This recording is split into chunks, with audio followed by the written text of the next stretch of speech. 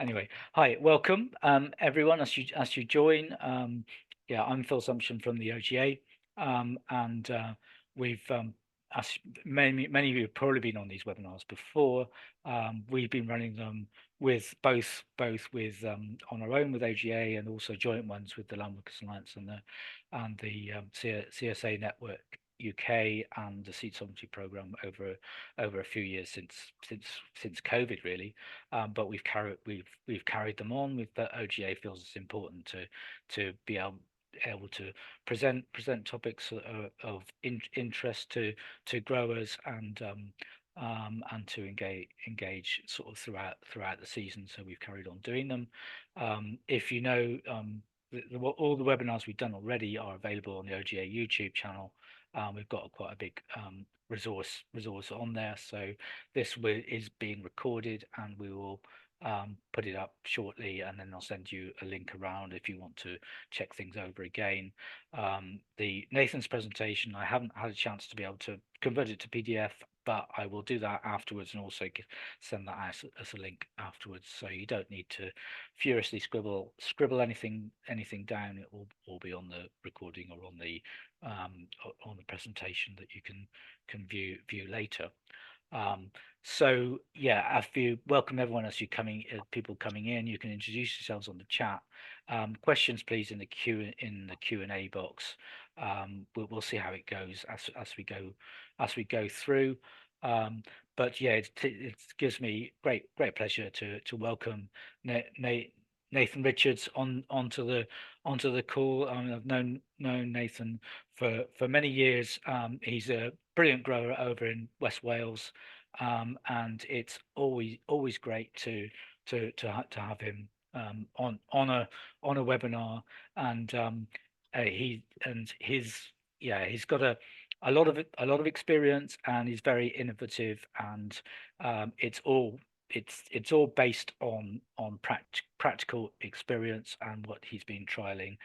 And for many years, I mean, agroforestry has become really popular, and we're seeing it within horticulture. There's a lot of it's really coming into vogue, and there's and being accepted as a practice. And a lot of people have got sort of established agroforestry systems within fields, but why not extend the principle undercover? And that's what's really exciting about what Nathan has been doing, and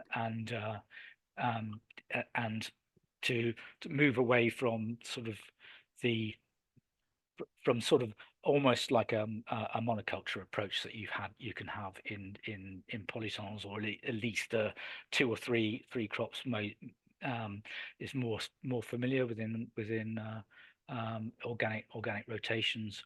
But we need to really extend the principles of agroecology into protected cropping, and we also by introducing an element of agroforestry, we can use the full dimensions and the potential of growing in 3D within the polytunnel space. And for those of us, or those of you who are direct marketing, it adds another point of interest, another thing that you can sell, and potentially, and and the excitement of having a fruit like apricots and peaches in West Wales is just amazing. So I'm just going to stop there and introduce Nathan, who is going to introduce his farm and his system and explain what he's been up to. Well, hello everyone. It's really really nice to be here on this slightly disappointingly cold July evening in West Wales. I don't know where other people are, but the weather hasn't been particularly wonderful to us. It's quite cold out there. When Phil's ready and starts running my slideshow, first of all, I'm going to give a bit of an introduction to our whole farm. More than anything, I really want to point out that this is very much a mixed rotational organic, certified organic farm. We're based in horticulture, but we do multiple other things. Yep.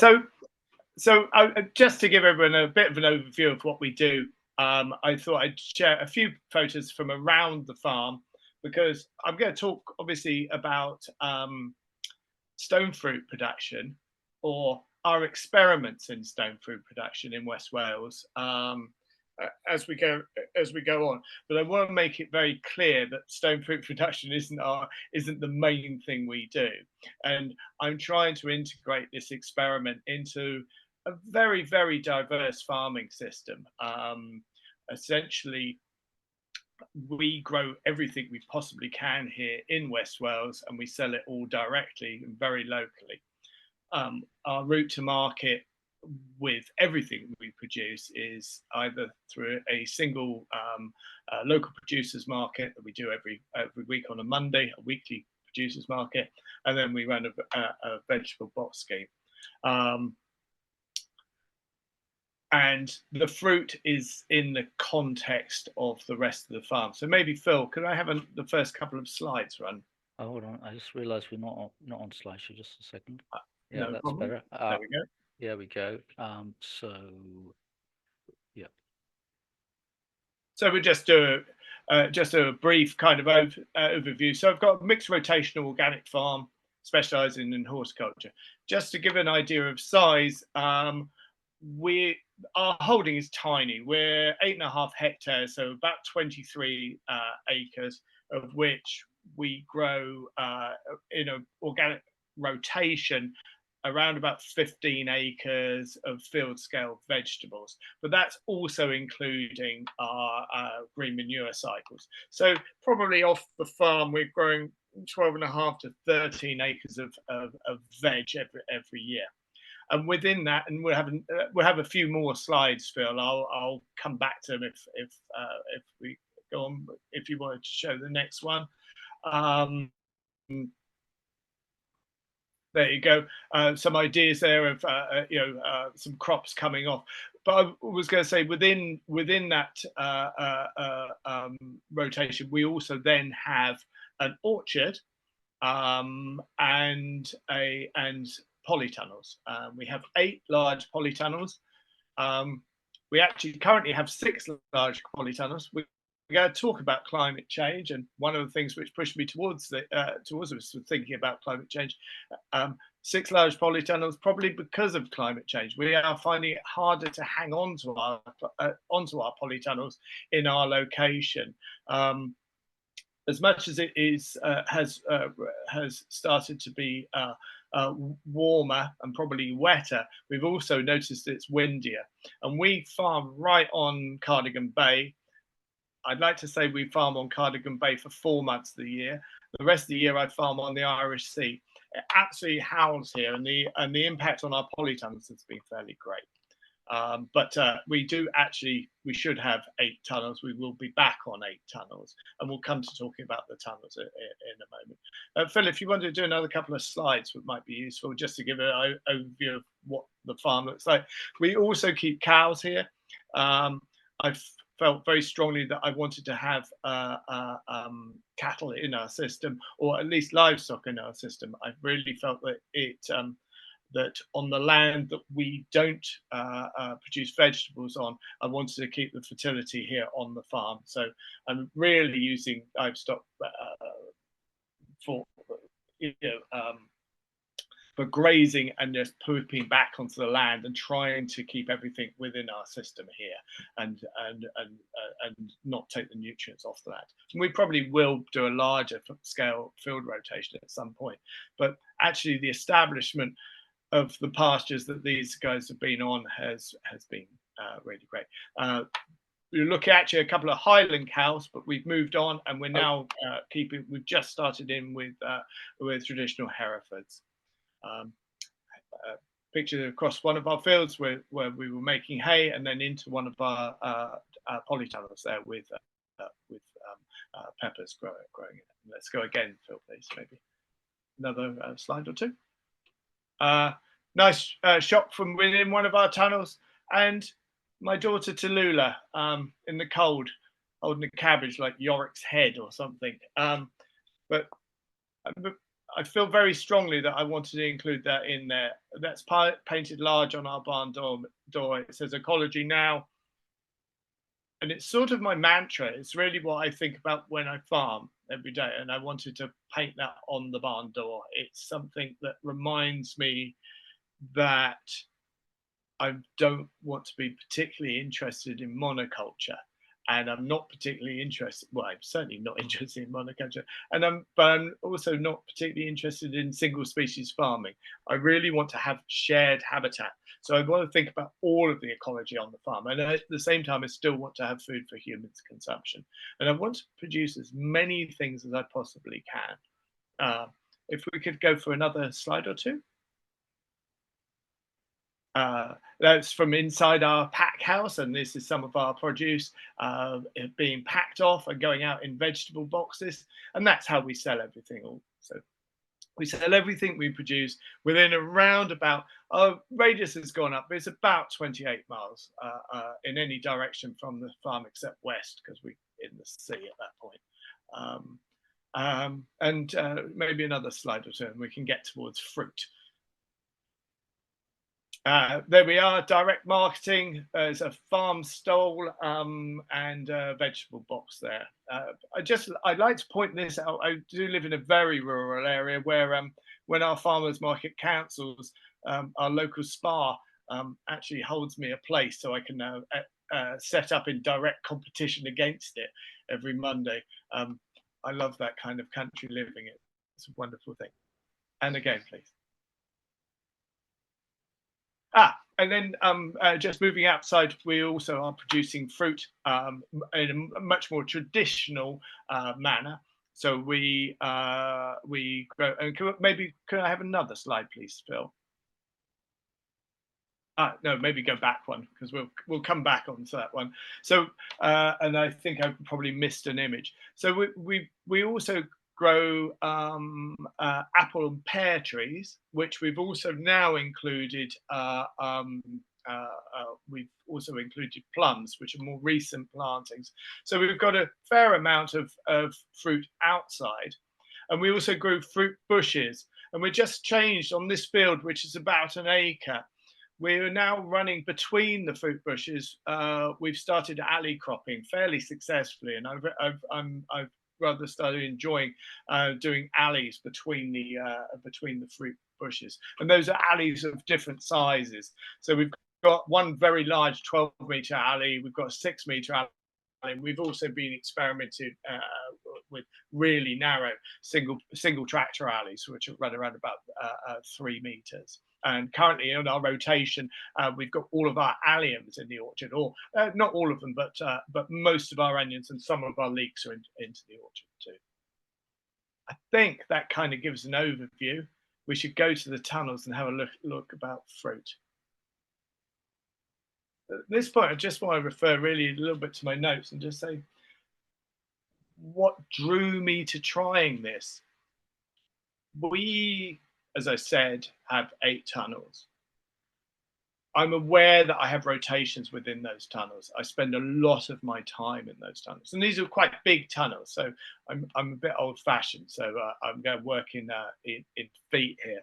So our tunnels are either 26 feet wide or 28 feet wide, depending on them, and they're between 85 and between 75 on our smallest and 95 foot long tunnels. They're all a mishmash. They're all secondhand. They're all old northern tunnels. Some of them were cut down from multi-spans, and in fact, the one that we're looking at, where we've planted stone fruit, is one of those, and it's a slightly higher tunnel. It's a big tunnel with a very high ridge, but it's no different really to any other tunnel. It's a standard polytunnel. I started just being interested because I spend so much time in these tunnels, working out the rotations, thinking about how that space works, and just it's always struck me when I've gone into tunnels that for many years, everything I'm growing is really, and through the winters, everything's really very much at ground level, or seldom past my knee. and occasionally in our rotation, we have plants which are more towards my hip level. And then every few years, we're into tomatoes, or we're into French beans, or we're into cucumbers, which are climbing. But for so much of the time, there's this void space, which is warm, which is a place that I'm working. And I was just interested in seeing if we could take some of that void space, or what appears to be void space, and do something different with it. I've been thinking about climate change. I've been thinking about a warming planet, and certainly our warming environment here in West Wales, or what is predicted to be a warming environment. And also thinking about the way that we currently import stone fruit, and doing that thing which I think most organic farmers and growers do, which is to take a very long view. And was thinking, well, in the long view, is this the time to start to experiment with the thought of, rather than us carrying on importing stone fruit, is there a chance that over the years we're going to be able to grow it? So I thought, why not experiment?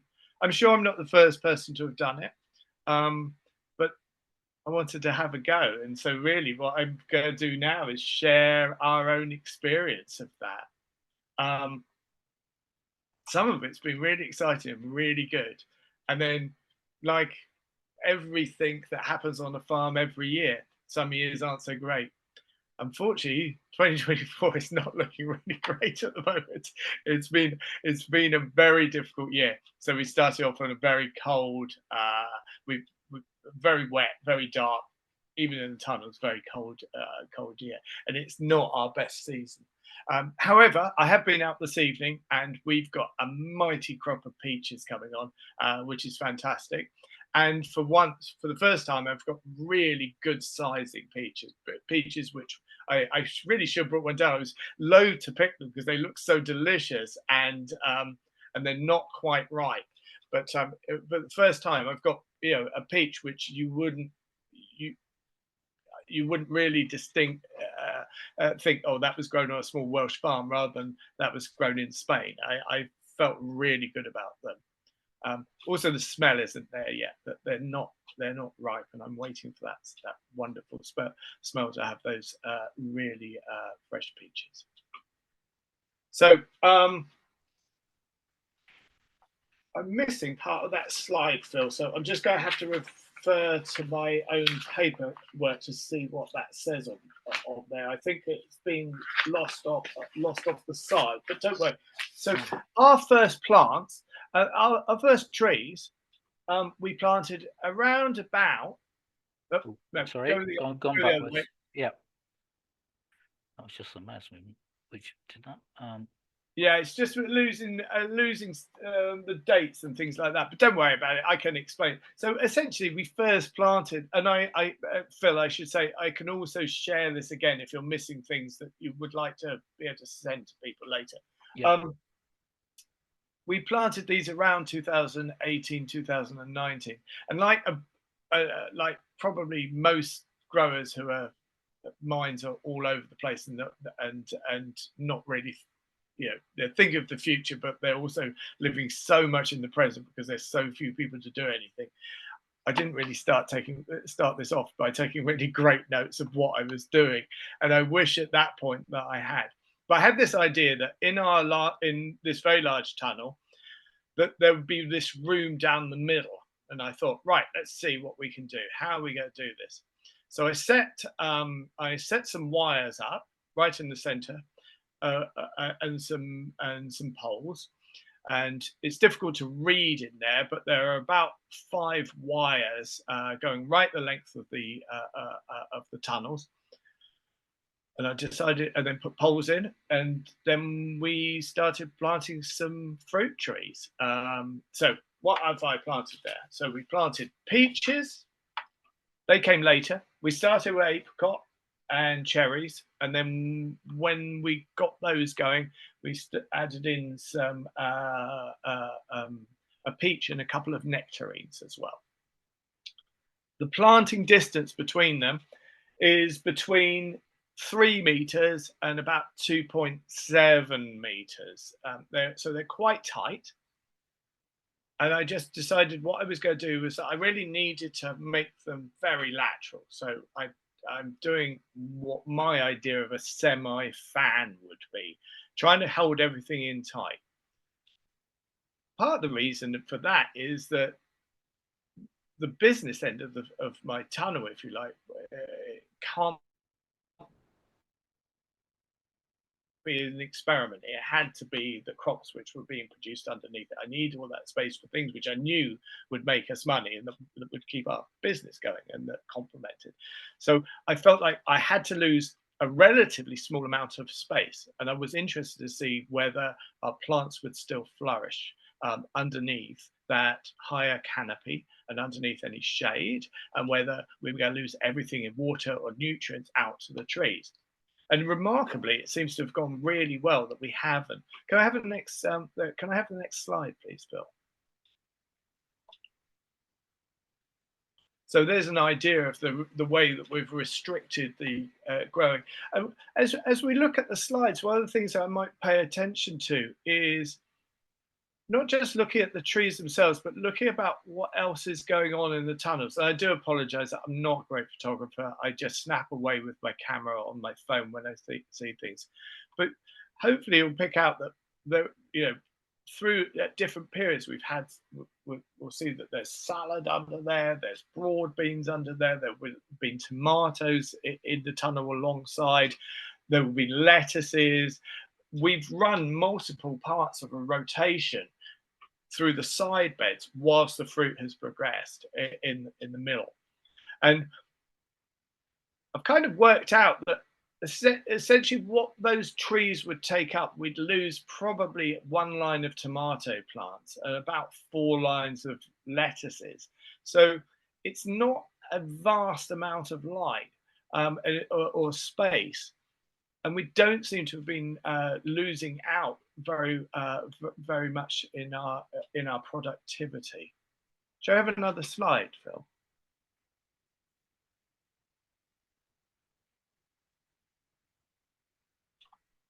One of the things that I can't explain also, but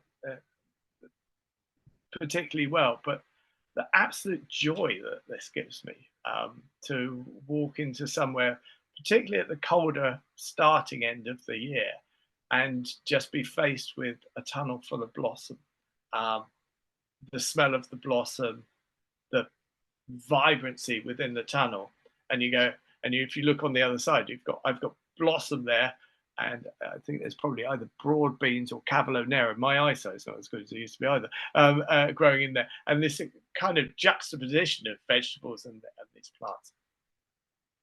I think that it's important, though, to start bringing up some of the things which have been more difficult and things that I hadn't really considered, and things that some years work really well and some things that sometimes don't. A lot of the fruit, particularly apricots, and let's focus on apricots for a moment. They blossom incredibly early, really, really early. Pollination on apricots has been a real issue. And it's one of the things which is kind of sad, because of all of the things that I really wanted to eat, it was apricots. And I have to say that looking back on it now, if there was one of the trees that I wouldn't put in, it was probably the apricot. And it's a pollination issue more than anything. So this year, 2024, it started cold, dark, grey, and we didn't have pollinators there. We tried hand pollinating and we were relatively successful in that. We did that in 2022 and we thought, let's give this a go. 2023, we got some fruit, but we were bright to start and we had more active pollinators in the tunnel. 2024, I had almost no pollinators.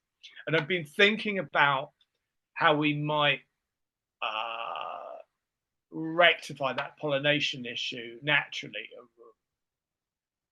We have massive beetle bank, wild hedges outside of this tunnel. We rarely have any problems with pollination or pest control, because we've got these massive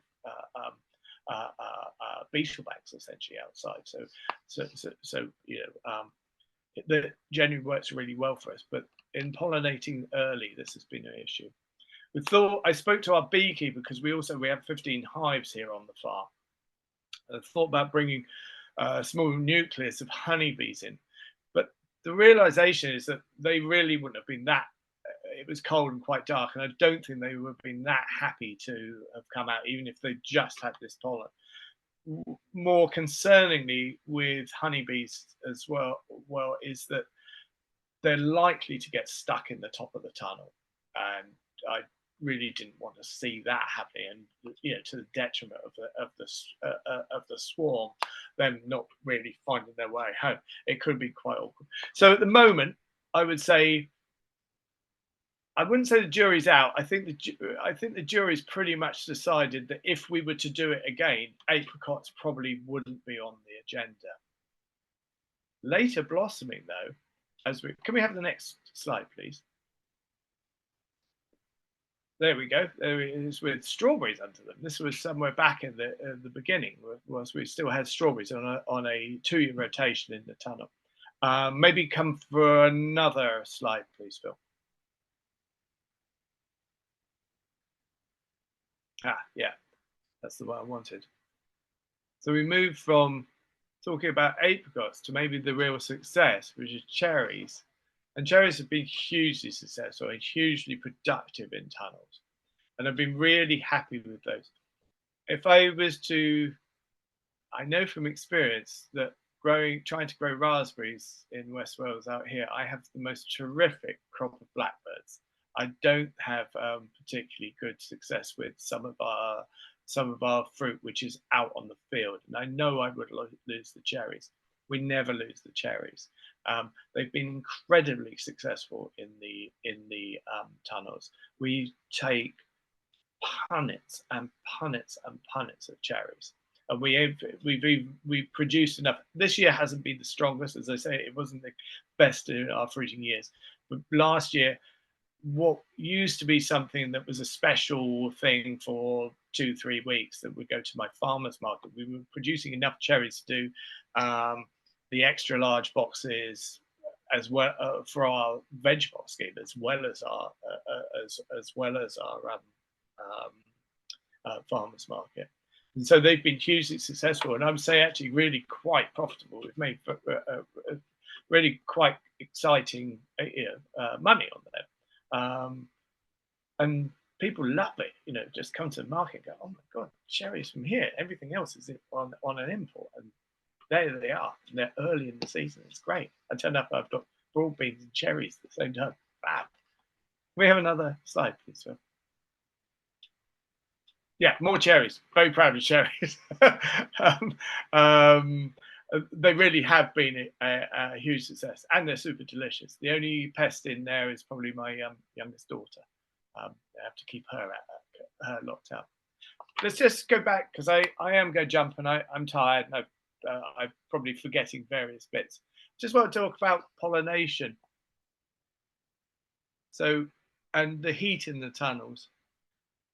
So what I've found is really effective. It's very difficult to see in the back, but we have doors on the tunnels, but then we also have louvers on the tunnels. And on most tunnels, we'd take the louvers out, but we'd probably lose all the fruits of the blackbirds if we did. So what we do is we have a plastic louver that we then roll down, and reveals. Then we have netting. So we have net covers which keep the birds out. It keeps us secure, but our pollinators are able to access in and out. And we continue keeping our through draft and keeping our temperatures controllable. We water everything in the tunnels with tea tape. So all of the other crops in that are generally watered with tea tape, unless, for instance, we're in French beans or broad beans, in which case we'll have sprayer line underneath. And then we hand water the trees, or we put sprayer line on them and invert it essentially. So we turn it into a leaky line for the trees. Also, and these are, again, I apologize for my photography and things that I miss in here. They might turn up in later slides. I'm finding them harder to read. But we've also started to experiment in the understory. So right under the trees, we mulch those with wood chip. We mulch those with wood chip, which we chip here on the farm, and then mulch quite heavily with wood chip. We found that to be very effective. And then, as I said, we're running those on between 2.7, 2.8 meters and just over 3 meters apart. And I decided to gap up right in the middle in the understory with gooseberries. So we're now also growing gooseberries underneath the two. So we're sort of stacking, if you like, and trying to make the most out of all of it. It's been really interesting as well to see if there's any detriment to any of those other crops. I was worried particularly for things like lettuce that might be down on the ground. In fact, I think they've actually really benefited from some of the shading that the trees bring to it. The only really real detriment we saw was when we were when we were in our rotation, we had tomatoes alongside. The 2 rows of tomatoes nearest to the trees probably didn't produce as well. I think they were probably struggling, and I think the trees might have been adding to that. Something about these trees that I should talk about is the rootstock that they're on. I've gone all for St. Julian A. Originally, when we planted the apricot, we planted 2 apricots. And actually, that's not quite true. We planted our first on St. Julian A, and then pretty much a year later, we decided to put another apricot on. We thought we might it might be better for fruit set if we had two apricots, and we put one in on dwarf rootstock, and that was an absolute disaster. It really didn't do very well. All it did was throw out suckers in all directions across the tunnel. So we gave up on that one, dug it out, and put it in the orchard where it's probably hidden somewhere in a bush. I haven't seen anything of it yet. It didn't work very well. Everything there is on St. Julian A. And we take it right up to the canopy, right up to the roof of the tunnel, and then clip it back. And it is a job that I have to do. Is that I obviously don't want things going through the polytunnel plastic, so I'm constantly, but every so often I'm in there on step ladder, pruning back on the higher parts. This system should allow me that when we do occasionally, or sadly more regularly now, have to skin polytunnels, we can do this without disturbing the trees and the interior on the inside. So I have another slide, Phil, and maybe another one. There we go. So I think this is a nice example of different crops growing underneath, and you can see that I'm really taking those crops pretty close. Where we were growing salad there through Mypex, we've got our harvest path either side, and you can see the wood chip then in around the base, and I think you can probably just about make out the gooseberry plants. And then with the broad beans in there, taking them really quite close to the edges, because our harvest on those broad beans is pretty much a demolition harvest. We start at one end and we work our way in, so it's fairly destructive. So again, I don't feel that we lose very much to the fruit trees. So do another one, Phil. Another slide, please. That's good. So there you're seeing a view from the outside, with the netting now showing. So we've got good air. Yeah, we've got a good flow of air going through there, and we've also got room for all of our pollinators, whether it's solitary bees or honeybees here. And I think that if you look very carefully on the image on the right-hand side, you can see some. Looks like it's the peaches just starting to form. Maybe we should go again. Another slide.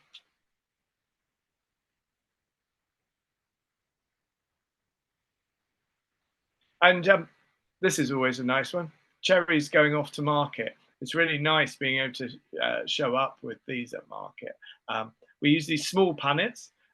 We found they display really quite well in there. We can pick to them. It just seems to work out quite well.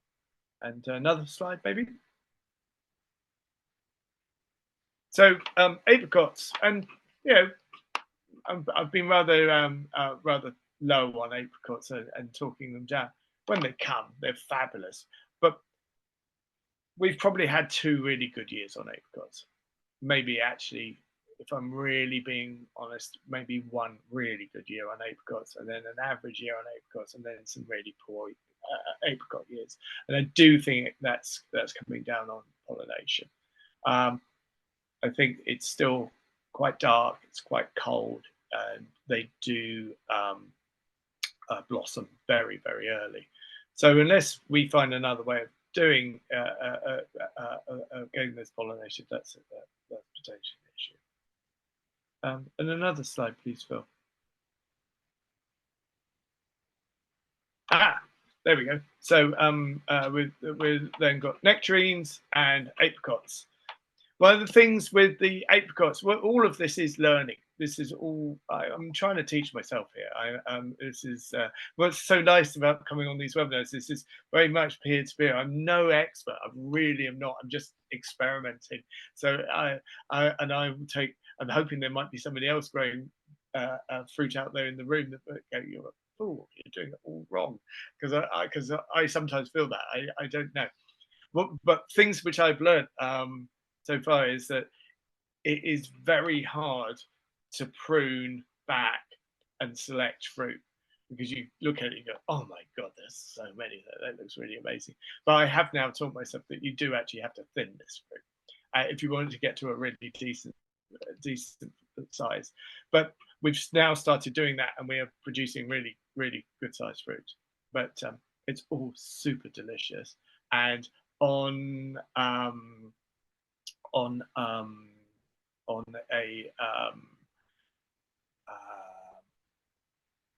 farmer's market, when you turn up in West Wales and they say, where are the apricots from, and you can go there from my farm, they're not there for very long, or the peaches. You know, I should imagine the life expectancy of a peach on my farmer's market stall is about 3 minutes. They really do fly out. A punnet of peaches, or a bag of peaches, or a bag of nectarines. You know, I start my market at 9 in the morning, and people arrive at 9:45 and say, I hear you had peaches, because they've gone. Yeah. Shall we have another slide? And there they are in full go. Probably should have thinned those much more. We would have got better sizing if we'd thinned those. But it's really nice to see those growing, and I think that's quite an unusual sight for West Wales, to be honest. But maybe that's why the experiment. Why, you know, maybe with our changing climate and with thinking about imported food, maybe what we need to be doing is eating less of this, but only really when it's very in season locally. I don't know, but I'm just trying it out. Shall I have another slide, Phil? I think, go back, because that was the last one. I think that was the last, that was essentially the last slide. So that's really what I've been doing. I think it's probably a good idea to maybe open up for some questions, if anyone has any.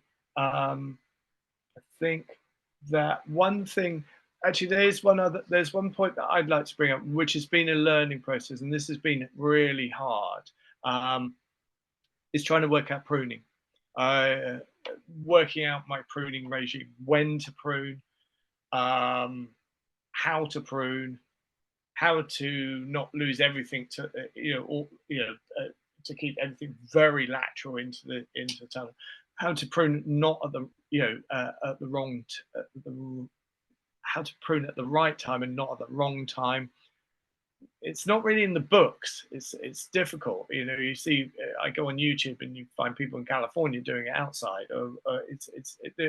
There's not much in the books for growing it in a cooler temperature northerly here in, you know, under cover, and what the effects of it getting quite hot in the tunnels is going to be, what the effects of condensation. So it's been somewhat of a learning curve. And I think that I think I'm just starting to understand, probably, or I think I am. I think I've got it down, and then we have a year like this year, and then go, oh, maybe I've got that right. Anyway, does anyone, Phil? Is that a good place to maybe bring people in? Yeah, I'll end the slideshow because I currently can't see the Zoom screen with the questions. So Yeah. I'll end the slideshow and stop sharing, and then hopefully, please. I don't see any Q&A at the moment. There's no questions, but if you can, all right. There's looks like the questions are in the chat. If you can please put your, I'll deal with these questions that are in the chat. But if you can generally put the questions into the Q&A box, please. So, okay. We've got a question here from Antonia Innocent up in Scotland. Could we have which varieties did well if that hasn't been covered? If only I could. If only I'd written them down when I started. So hang on. What did we do really well?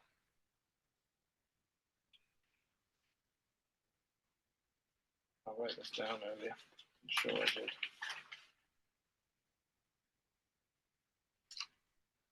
Darn it, I can't see what I've done.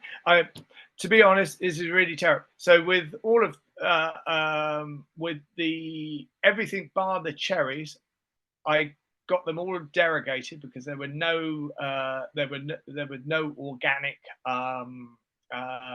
peaches or nectarines available, or apricots, and I went to a local nursery in Pembrokeshire who suggested these, and I just brought them home and probably didn't write down what they were. So sorry. Okay. Next question on the chat is. But I would just go St Julian A. I would definitely recommend as a rootstock. Whatever you're going to go with a St Julian A. I did find that the dwarfing variety, when we did it, didn't work very well. The thing which was very different with that was the amount of suckers that came off of that, and we get very little suckering from any of those trees. If I see them coming up, I cut them off immediately. But I've really had no issue with anything pushing further into the beds of tunnels.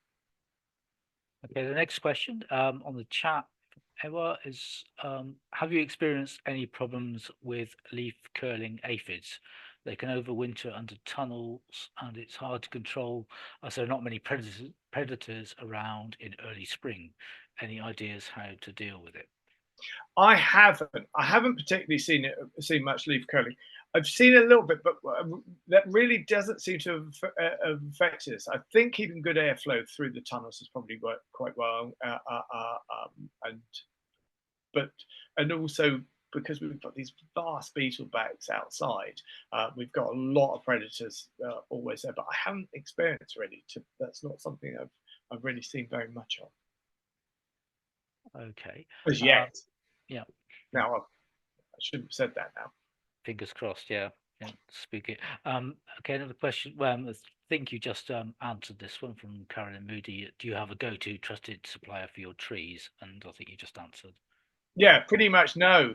I just I went to a really nice tree nursery called T Ross called T Ross Trees that are in North Pembrokeshire. It's one of my customers.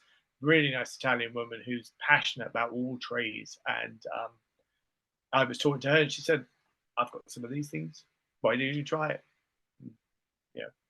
So I phoned Soil Association and said, "I can't find any of these as organic.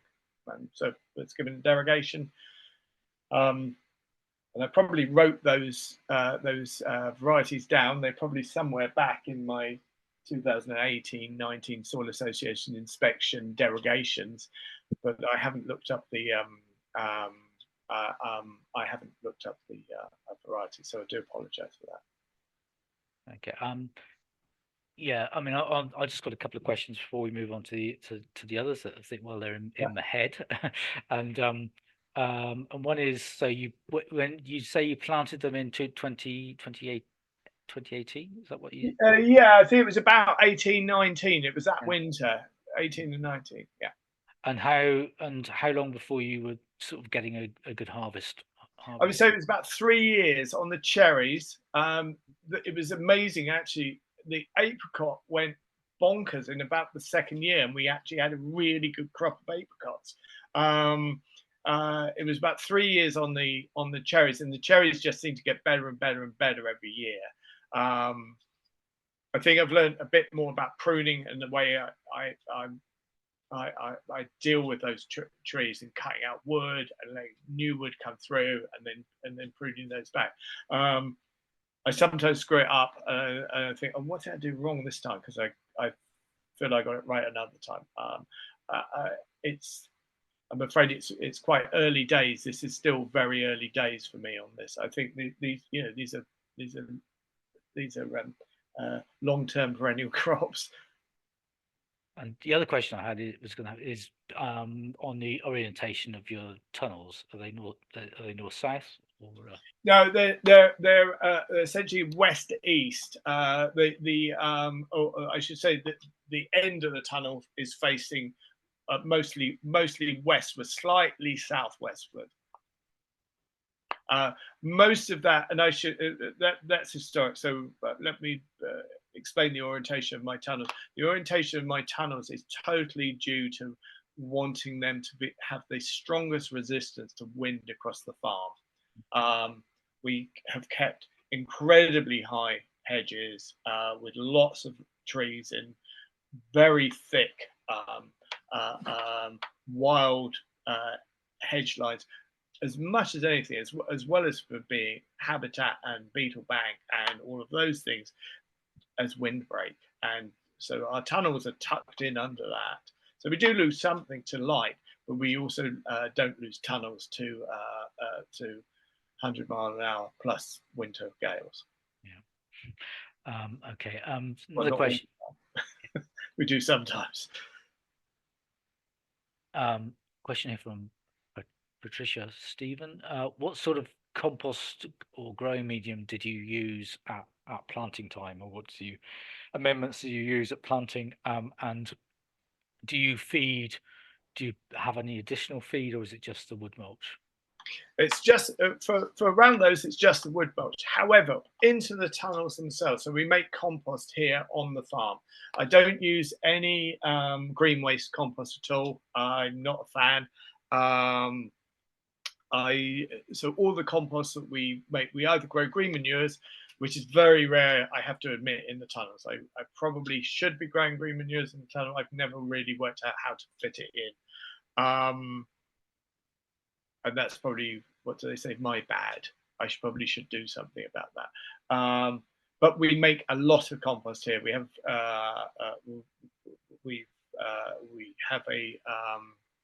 a windrow compost turner, tractor-mounted windrow compost turner, and I make a lot of compost here on the farm, and we use that as our addition. We monitor pH, so we do soil testing and soil analysis with NRN labs, probably like everyone, and we do monitor pH, and we'll make an addition of lime, generally using in the tunnels prilled lime.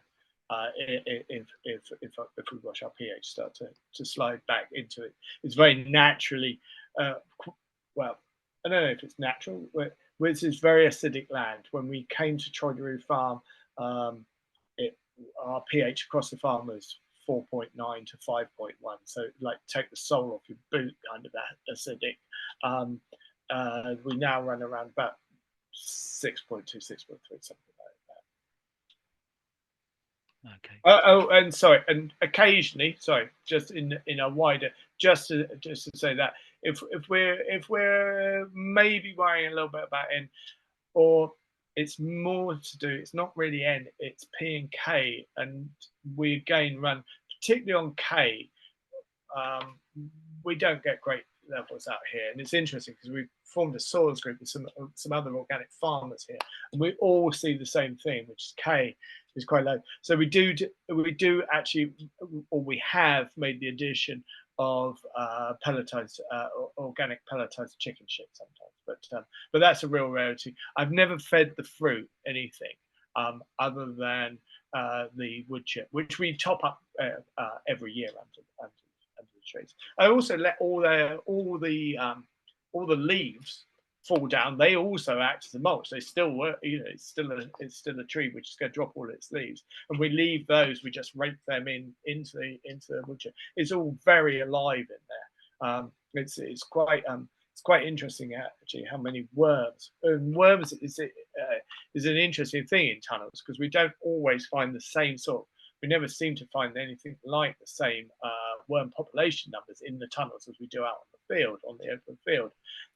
Interestingly, under the trees or between the trees, when we are raking there, we find a huge amount of worms. Yeah, Undisturbed. that's good. That's interesting. I mean, what about? I was going to ask about rooting. What do you get any? How much rooting do you sort of sideways rooting do you get into the crop rows, and do you deal that with cultivation or hoeing or trying to Yeah, encourage them to go down or what? mostly it doesn't seem to, as I said, the only time we really had a problem was when we went on that dwarfing root-stocked apricot, and then we really noticed an issue. I've never really noticed any nutrient loss or issues with rooting coming out into the tunnels and affecting anything. We're not a no dig system. We do dig.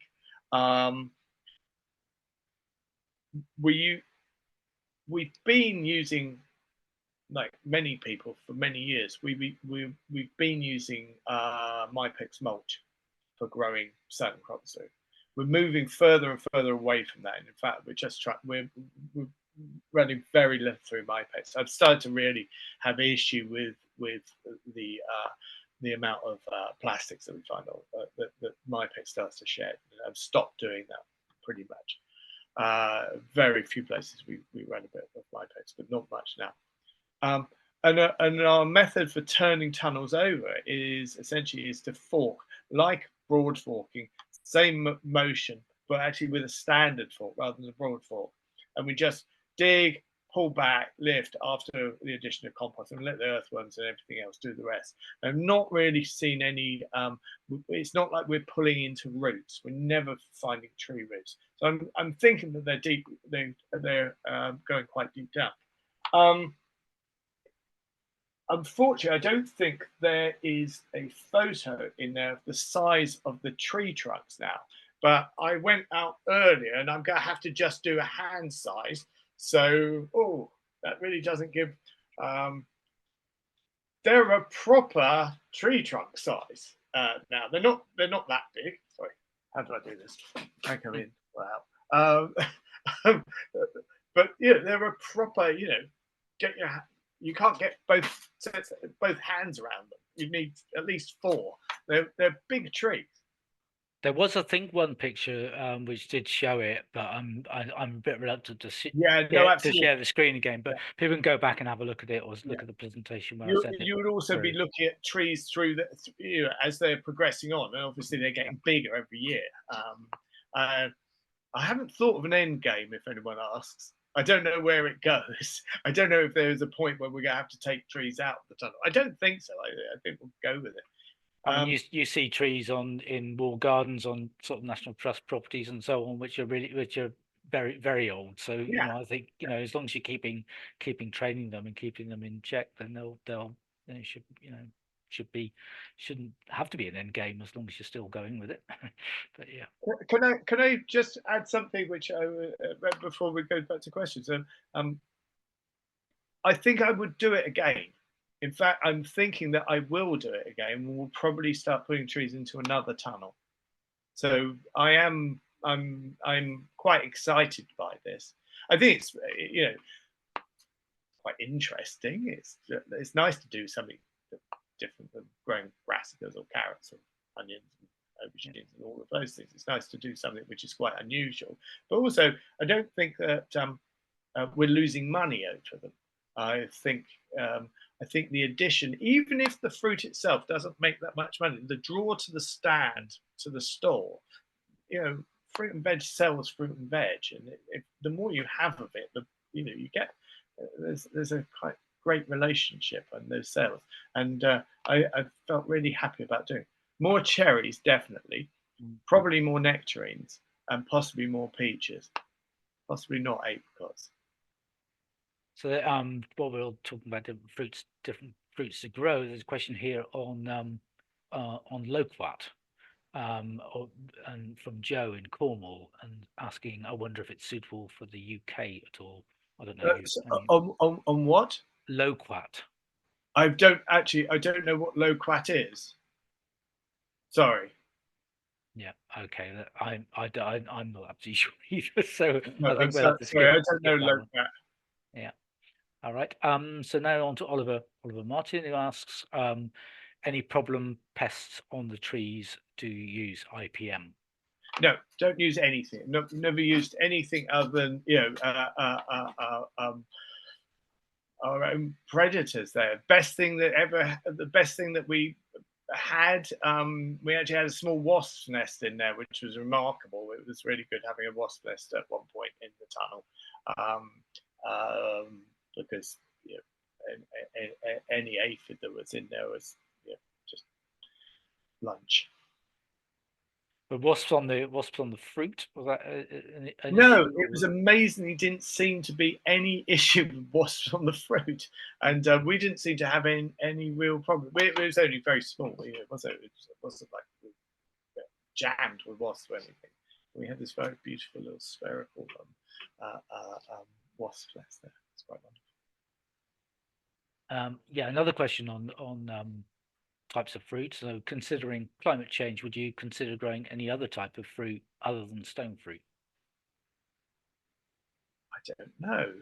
That's the honest answer. I don't know. I haven't really thought about it. I was excited by the idea of stone fruit because we grow plums and apples and pears outside, and we're growing lots, and we grow hundreds of black currants and red currants of those plants. I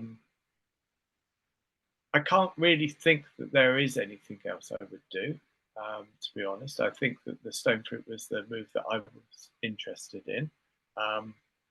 We have talked on a wider scale about viticulture, but that wouldn't be something inside. That would be something outside. There has in our own area here, we've started to see an expansion of viticulture, and so grapevines are becoming more. It's still a very small part, but they are starting to show up. We have in the Arun Valley, just to the north of us, it's probably about 15 acres of viticulture now happening. So that's somewhere that my daughter, who's studying in Italy, might think about somewhere down the line in there. But as far as within our protected cropping here on the farm, I can't really think of anything else that I'd be adding, unless anyone comes up with a good suggestion. I mean, I suppose table grapes could be a possibility rather than vine grapes. But I mean, one thing I'm quite interested in is kiwi berries, and I think they could be a potential. You can grow them on sort of like a, like on the same sort of system as you do have vines on a sort of large trellis, and they do that quite a lot in the Netherlands with a sort of self-fertile variety called utilise. So that might be, there's, I think, possibly they can also do outside, but it could be something that you or others could consider as a crop. Out of interest on that, on a kiwi berry, one thing, I don't know it, but What's the leaf size? Are they still again small leaves? Because one of the things I wanted on the stone fruit was I wanted a leaf size. I was thinking that leaf sizing was quite important. So we got, we weren't losing huge amount to large leaf, like maybe with the grape, you've got quite a lot of dense large leaf, which I was wondering about light penetration for the rest of my crop. So Yeah, that might be an issue with both. Yeah, as you yeah. say, with grapes and also with kiwi berries. I mean, they do produce quite a lot of foliage, so Yeah. yeah, it could be an issue. Yeah.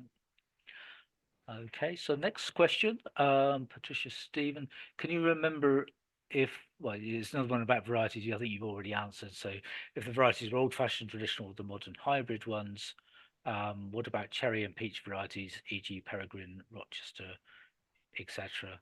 I mean, I think you probably. To be absolute, I feel like it's such a huge, but I'm just being honest. I completely didn't think what I was doing when I started. I'd probably written them down somewhere and I don't know where. I think they would probably be all fairly. I don't know. I don't know. I'm just throwing it out there. I don't know. I'm sure you could probably find out what your varieties are Yeah, if you took absolutely. them back to your nurseryman or whatever. Or Yeah, exactly. I need to do that. yeah. Okay, another question on ventilation. Do you get natural ventilation from end to end without the louvers? Yeah. All of my tunnels are on a slight slope, so we have convection through and we've got airflow through the tunnel, so we have got fairly good natural ventilation. In fact, we get, as a complainer, we're over ventilated in West Wales sometimes on the coast here. Okay, there's a question from Antonia. Is there an issue with watering cherries when they are fruiting? Last year, I had a great crop on a cherry outside. It had been very wet, and the cherries tasted of nothing, unsaleable. Oh, that's really interesting. No, I haven't found that. I've found our cherries to be absolutely fabulously delicious. What I've done with the watering is I just keep monitoring them. It is complicated because I'm also monitoring all of the other crops in the tunnel, and so I've got to be watching, like the setup where we've got tea tape. If I'm wanting to restrict water into one crop, it's all through the same header. So are the trees getting enough water?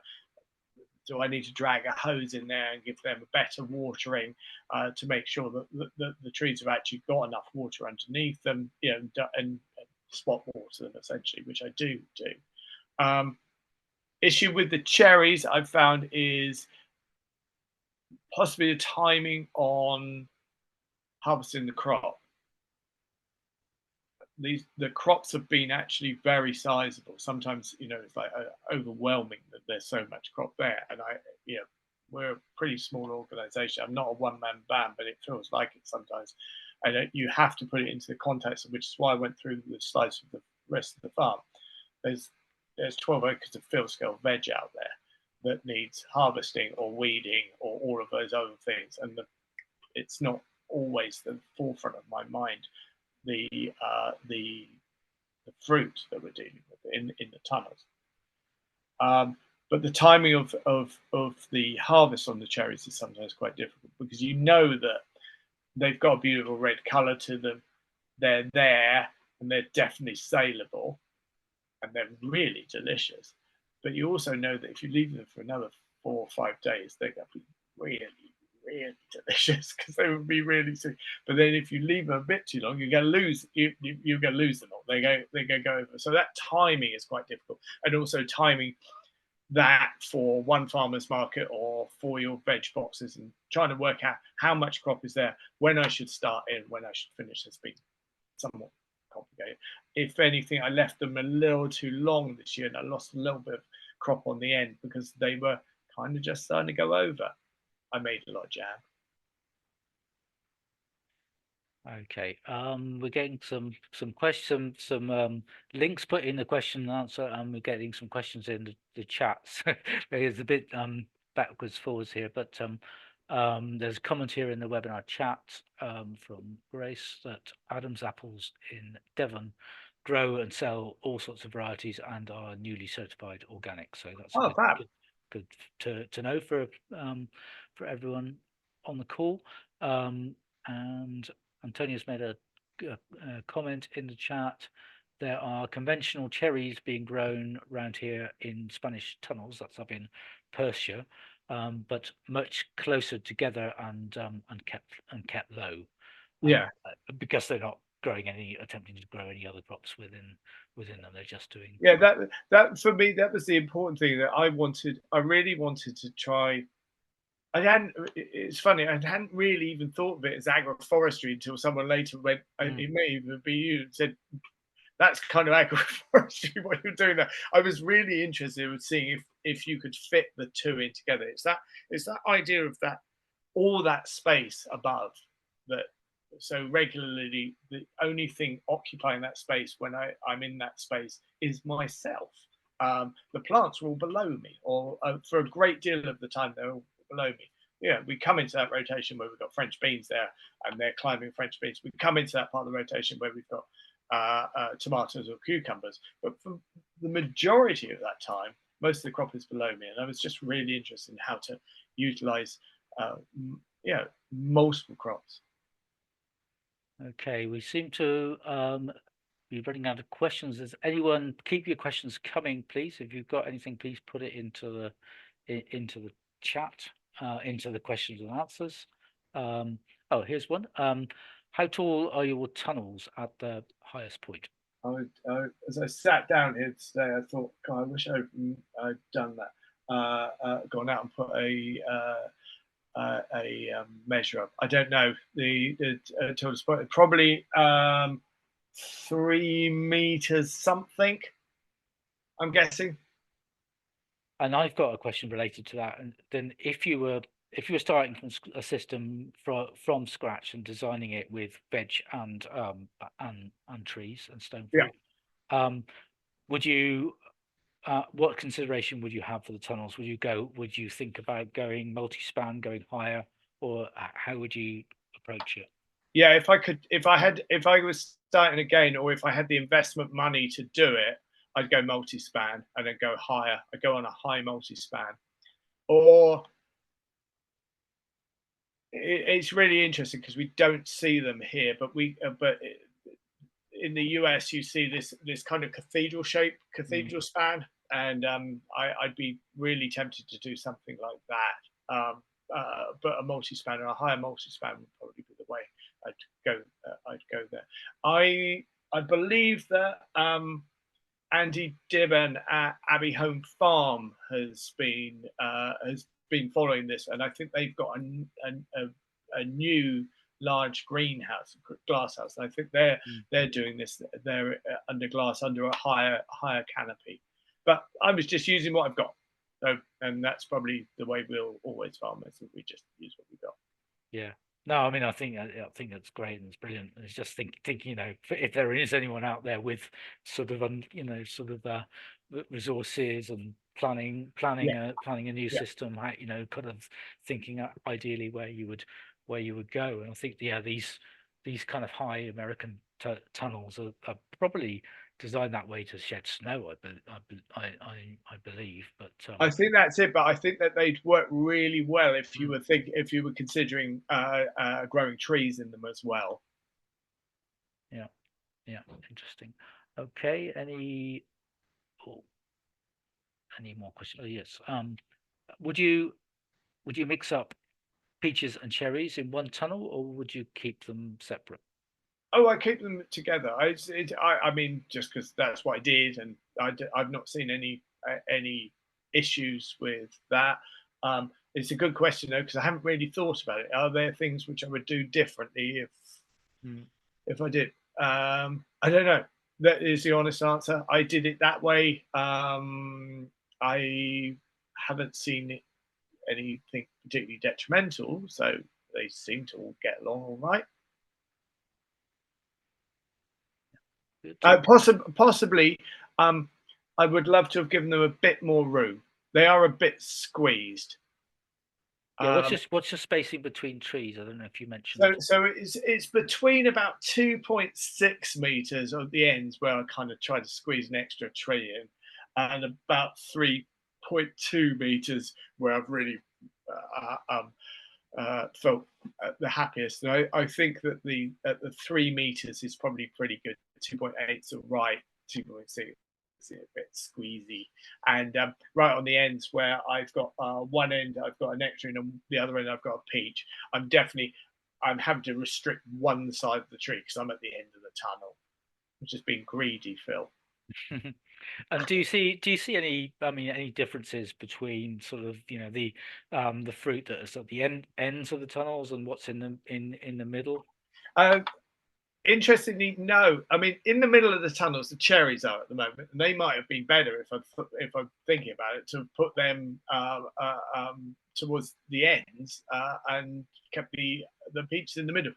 But I've just been out there, and the peach and the nectarine, which are nearest to the end, have got the nectarine doesn't have the best crop on it, but I don't know. I didn't do a count, but I would say there's probably 80 plus nectarines on there. The peaches burgeoning with peaches, and that was really good. And I've done some thinning on those, so I'm really happy with those. And they're at the ends of the tunnel. I don't know. I probably it was a bit of a spur of the moment idea to do it. I've been thinking about it for a while, but then I just went and did it.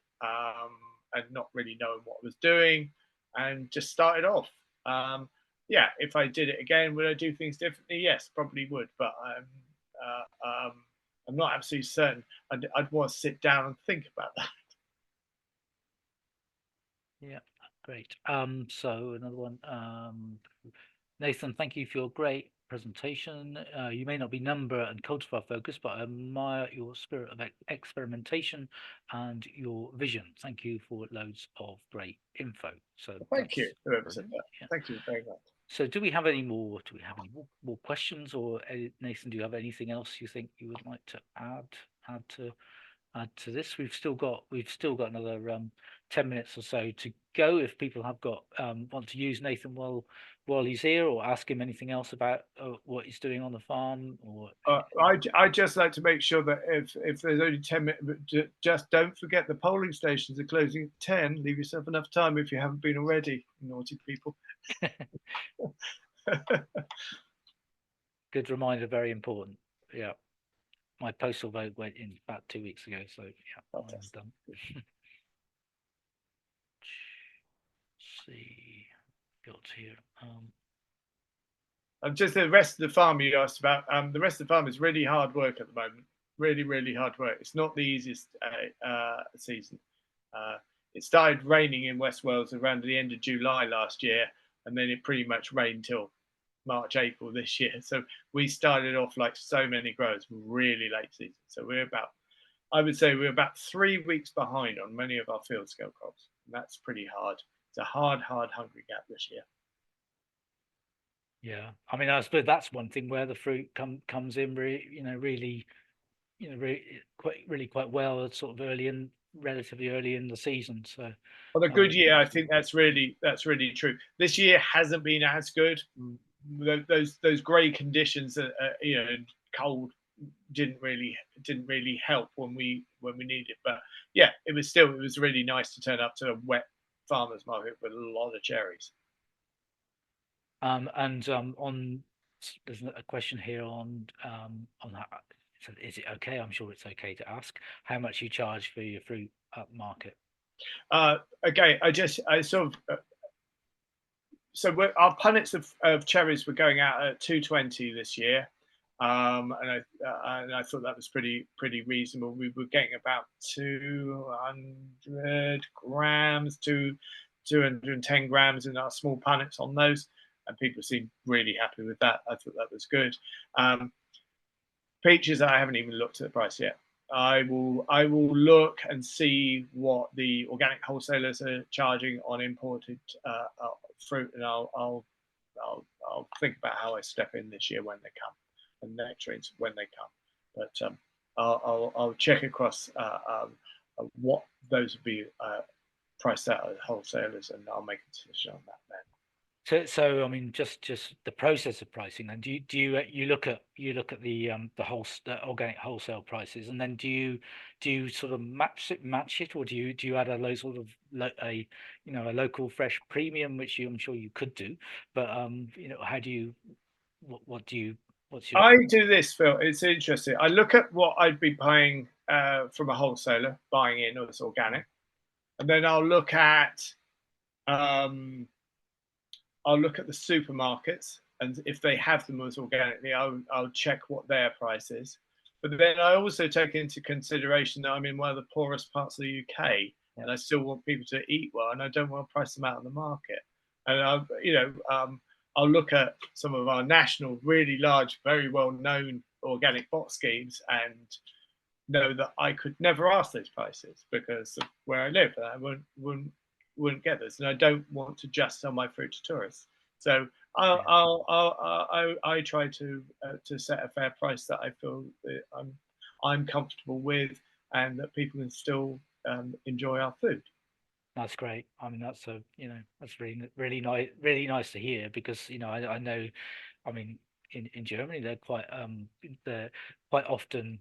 I mean, with tomatoes, for example, you get a price hike in the summer when the local tomatoes come in, and Yeah. then when they stop, it goes back to imported tomatoes from Spain, and the price goes down. And there's quite often you see that sort of, there is that sort of premium for like local freshness that people are prepared to pay here. But it's different. It is a different environment, different customer base here. So yeah. The question about what other soft fruit you grow on. Oh, okay. So the soft fruit that we grow, so we grow black currants and red currants and gooseberries. And black currants are incredibly useful. They're going in our veg boxes. I should say, our veg box scheme. We run in the winter time. We're running about 140 boxes a week, and we sort of drop down as we're in a very rural area where people actually a lot of our customers have access to a garden. So we actually watch a lot of home growers, so take over. So our box scheme tends to drop off, but we have an influx of visitors as tourists so what we lose on box scheme, we really increases on the farmers market take. So it's kind of swings around that. We generally produce enough soft fruit, for instance, black currants and occasionally red currants. They're very occasional item into the boxes. I like to get black currants into not only our extra large boxes but our large boxes as well, and we generally have enough to do that. The issue with black currants is harvest and how slow they are. There's a lot of person hours in harvesting them on the sort of scale we are, and so it's trying to get those in. We also grow raspberries. Raspberries are a disaster unless you really want to have a crop of blackbirds. We have phenomenal blackbird numbers. If we could sell blackbirds, we'd be in the business, and that's because of our raspberries. I think, and thankfully we've locked the cherries in the tunnel, so they can't have those. And we also grow strawberries. I grow Christine, which is my favourite strawberry, and we essentially run those on a 3-year rotation. So they're with us for 3 years, and we take cuttings off of those, and we've been doing that for years, and we propagate those ourselves and then continue. So yeah, we do grow strawberries as well. Do you say you're not doing them in the tunnels anymore, or the strawberries? Or? The strawberries, that's an interesting one. They're sort of they kind of go in cycles. So at the moment they're out. We just finished this year, and we came out of a tunnel with strawberries. We will now propagate strawberries, and they will go into a tunnel next year. The first ones will go into a tunnel next year for 3 years, and then they'll come out. But we've got outdoor strawberries now. It's managing tunnel space, and particularly with us, where we're currently missing 2 tunnels, and there's an affordability of reskinning tunnels. Times are very tight. The interest rate's very high. It's a difficult growing season. You prioritize what you can, and our labor needs are the amount we do here for the amount of labor we have is it's phenomenally stupid. We're very out of balance, and I admit to that. But I think most growers are under those sort of pressures. I've just come in. I'm currently hand weeding, and we've got machinery, but I'm having to hand weed about half an acre of carrots on my own at the moment. And there's nearly 4 acres of brassicas, so it's like it's me and one full timer and an occasional. So it's a lot of work. Yeah. But welcome to farming. Yeah, absolutely. Yeah. I mean, there's some question or a comment from Antonio, which saying it does sound quite high maintenance. I was wondering about trees as being in tunnels as being less work, but maybe not. So do you know? I actually think they are less work. Because pretty much if you water them and you walk away and you keep everything and you keep looking at the crops which they're supposed to be not interfering with, all the salad crops or bean crops underneath, and you just sort of let them get on with it, and then if you're lucky, some years you get really good and you get really good crop, and if you put a bit more effort in, you might get a really good crop. And if you don't, you might get a pretty average crop. But I don't over stress them. It's like the trees out on the farm, actually, out in the orchard, the apple trees. They get pruned twice a year. I don't do much else out there. And so actually, as far as the amount of labor and I put into them, I would probably take way better yields off them if I put a lot more love and attention into them. But they work pretty well. It's good. Just bear with me a second. I'm just going to get the details for the next webinar before we go.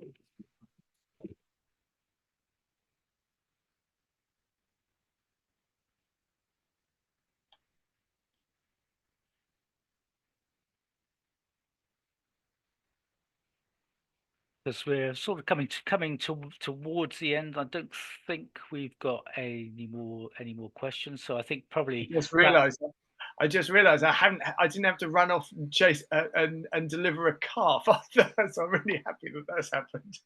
I'm very pleased that that didn't happen. It's, I'm sure the rest of us could have had a nice chat somehow, but it would have been they'd much rather have talk to you, I'm sure. So yeah, so we got just to see if there's anything else in the questions or chat. Yeah, so thanks very much for an inspiring virtual field trip. That's from Sarah in Sweden. So yeah.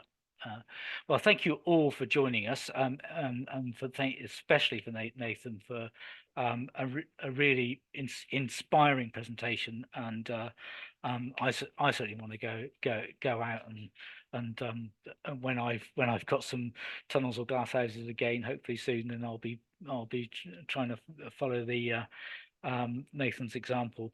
Yeah, it just shows the potential that's out there, and I just love the enthusiasm and and joy you have for those crops. And I think that we're in a sort of dark grey sort of awkward season like this. If you've got that does count for a lot as well. So it shows it's worth doing.